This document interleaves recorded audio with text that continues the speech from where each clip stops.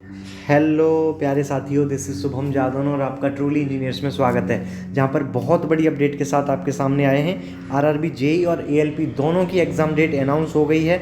तो क्या ये दोनों परीक्षाएं सेम, एएलपी और जेई की दोनों परीक्षाएं सेम डेट को होने वाली हैं या सेम डे पढ़ने वाली हैं, या अलग अलग सिटी में, अलग अलग डिस्ट्रिक्ट में, अलग अलग स्टेट में पढ़ने वाली हैं, है ना, या अलग अलग जोन में पढ़ने वाली हैं? किस तरीके का सिस्टम रहने वाला है, इसका जो रिजल्ट है दोनों का, जेई एएलपी का, कब तक आने वाला है, ये सब डाउट आपके दिमाग में इस नोटिस को देखते आ ही गए होंगे। तो फटाफट से इन सबका निपटारा करने की कोशिश कर दें। देखिए 01/2024 यानी कि एएलपी और जेई डीएमएस सीएमए इन दोनों का ही एग्ज़ाम शेड्यूल आ चुका है, सीबीटी 1 का यानी कि मेंस का।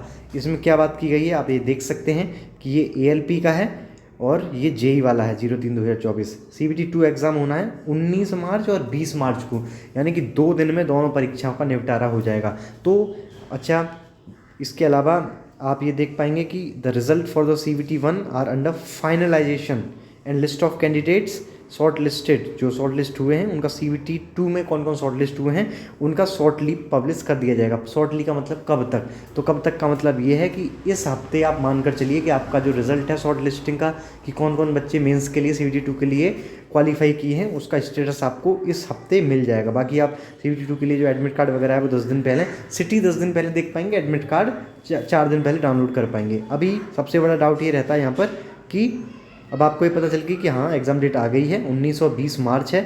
सेम डेट पढ़ भी सकता है, हो सकता है कि आपने दोनों फॉर्म भरे हों, जेई और एएलपी, और दोनों ही 19 को पढ़, दोनों सेम डेट को पड़ जाएं, ठीक है, 19 को ही या फिर 20 को। तो इस केस में तो आप फंस जाएंगे, ठीक है। या फिर मान लीजिए 19 तारीख का आपका एएलपी है और 20 तारीख का आपका जेई है, लेकिन ये मान लीजिए आपका मुंबई है और ये मान लीजिए दिल्ली है, तो फिर तो पूरा मतलब सिस्टम फंस ही गया ना। या हो सकता है आपने ये मुंबई जोन से भरा हो, ये एएलपी वाला और जेई वाला कोलकाता जोन से भरा हो, तो सीबीटी 2 का बहुत हाई चांस रहता है कि जिस जोन से आपने फॉर्म अप्लाई करा है उसी जोन में आपकी परीक्षा हो। तो ये आपका मुंबई चला गया, ये कोलकाता चला गया, तो आप कैसे मैनेज कर पाएंगे? तो मैं आपको बता दूँ कि इसमें आपको ज़्यादा दिक्कत परेशानी लेने वाली बात नहीं है। इसके 2 रीज़न दूंगा मैं। पहले आपको, जिससे आपको रिलैक्सेशन और थोड़ा आराम और टेंशन फ्री हो जाए, कि देखिए पहला ये है कि आपको याद होगा कि जो आपका रजिस्ट्रेशन था, एक रजिस्ट्रेशन आपने कर लिया था, उसी के आधार पर, उसी एक रजिस्ट्रेशन के आधार पर आप अपने अदर फॉर्म्स, जैसे एएलपी का आपने फॉर्म भरा, सबसे पहले वही आता 01/2024, ठीक है।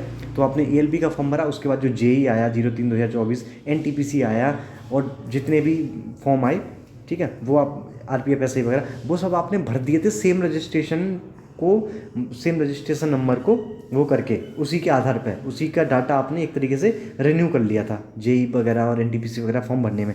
तो पहली बात तो ये है कि रेलवे के पास आपका सारा डाटा है कि आपने कौन कौन से फॉर्म भरे हुए हैं। तो हो सकता है कि उनको, ऑब्वियसली बात है, उनको ये पता है कि आप एक लड़के हो, आपका नाम मान लीजिए शुभम है, आपने फॉर्म भरा है एएलपी और जेई दोनों, ठीक है। तो हो सकता है आपका 19 तारीख का एएलपी दे दे और 20 तारीख का जेई दे दे, और सेम डेट और सेम सिटी और सेम सेंटर पर दे दे। समझ रहे हो? पहला सॉल्यूशन तो उनको ये देना पड़ेगा, नहीं तो ऐसे नहीं होगा ना कि आपका क्लैश करा दिया जाए एग्ज़ाम, ठीक है।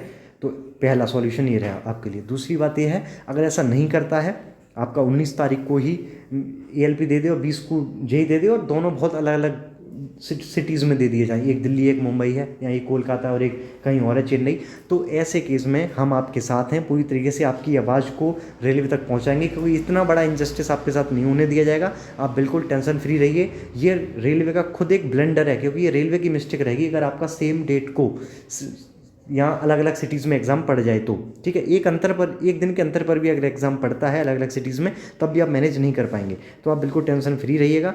मेरा ऐसा मानना है कि रेलवे खुद इसका अपनी ओर से सॉल्यूशन देने वाला है कि आपका सेम सिटी सेम सेंटर पर आपका एएलपी और जेई हो जाएगा, जो बच्चे शॉर्टलिस्ट हुए होंगे, अगर दोनों एग्जाम में शॉर्टलिस्ट हुए होंगे। तो आपको ये पता चल गया कि आपके पास अभी 1 महीना है, बहुत अच्छे से तंदुरुस्ती के साथ तैयारी में लग जाइए। एएलपी या जेई किसी एक में एक अपनी सीट पक्की कर लीजिए फटाफट से। सेम डे को नहीं होगा, 19-20 होगा भी तो सेम सिटी में होगा, मेरा ऐसा मानना है। सेंटर अलग हो सकता है लेकिन सिटी आपको सेम मिलने वाली है। दूसरा, आपका जो रिज़ल्ट है वो कब तक आएगा, तो इस हफ्ते आपका ये रिज़ल्ट आने की पूरी संभावना है। ये सारी चीज़ें इस वीडियो में डिस्कस हो चुकी हैं, उम्मीद है चीज़ें समझ में आई हैं। तो आगे इसी तरीके की रेलवे, जेई, एएलपी, रेलवे की किसी भी जॉब अपडेट के लिए, किसी भी अपडेट के लिए आप इस ट्रूली इंजीनियर्स चैनल को सब्सक्राइब करके रख लीजिए। इस वीडियो में इतना ही। Thank you.